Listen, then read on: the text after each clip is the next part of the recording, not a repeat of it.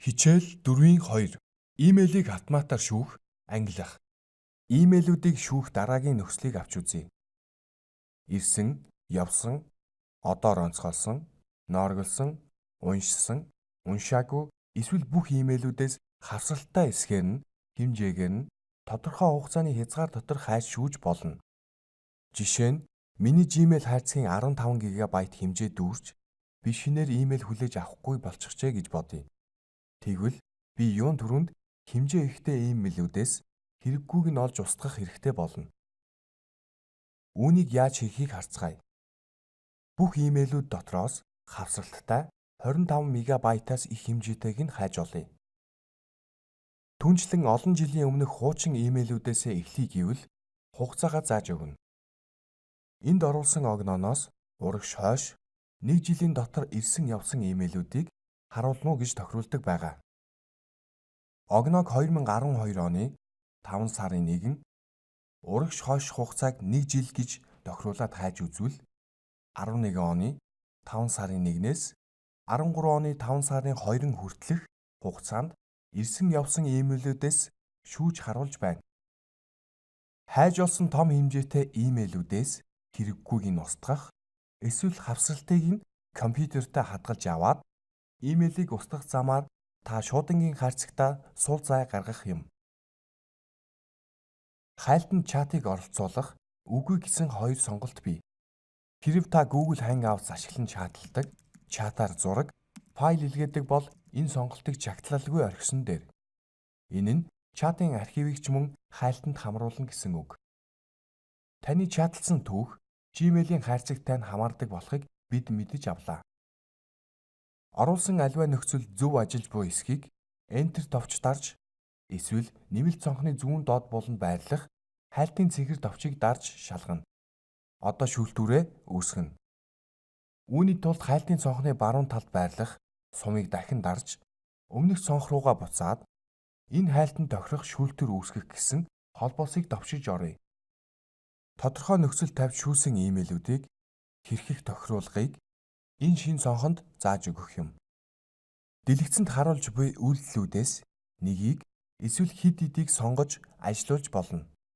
Ийм боксыг алгасуулж архивлах, уншсанаар тэмдэглэх, одоор онцгойлох, шошиглох, үүн дотроо өгөгдмөл эсвэл өөрийн үүсгэсэн шошгыг тавих, шинээр шошго үүсгэж тавих байж болно. Түүнчлэн бусдад хуйлж илгээх, устгах, спам руу оруулахгүй байх, чухал болгон тэмдэглэх, чухал гэж тэмдэглэхгүй байх, ангилалд шилжүүлэх гэсэн үйлдэлүүдээс тохирохыг сонгож жагтлана. Шүүлтүр тохирох имэйлийг мөн хамруулах гэсэн энэ сонголтыг жагтаалбал имэйл хайрцагт одоо байгаа имэйлүүдэд бидний шүүлтүр ажиллана гэсэн үг юм. За ингээд тохиргоогоо хийж дууслаа. Одоо шүүлтүр үүсгэх гэсэн цэнхэр товчийг дарахад шүүлтүр маань ажиллаад эхэлсэн байна. Имэйлд шүүлтүр үүсгэх өөр нэг зам байж болно. Имэйлүүд дотроос сонгон жагталж, more товчийг дараад үүнтэй ижил имэйлүүдийг шүүлтүрдэх гэсэн мөрийг сонгоё. Ингээд шүүлт хийх нөхцөл нь нэмэлт цонхонд орж ирсэн байна. Ингээд та өмнөх зааврын дагуу үйлдэлийг зааж өгч үргэлжлүүлээрэй. Үүсгэсэн шүүлтүрийг устгах, засварлах. Нэгэнд үүсгэсэн шүүлтүрийг устгаж эсвэл засварлаж болно. Үүнийг Gmail-ийн талбар дээр хийж үзцгээе. Имэйлийн талбарын баруун дээд хэсэг дэх арганы зургийг дарж Settings гэж сонгоход тохиргооны хуудас гарч ирж байна. Эндээс шүүлтүр ба төгссөн хаягууд хэсэг рүү оръё. Үүсгэсэн шүүлтүрүүд энд харагдаж байна. Аль нэг шүүлтүрийг устгахаар бол чагтлаад Delete товчийг дарна. Үнэхээр устгах уу гэсэн цонхонд OK дарж баталгаажуулна.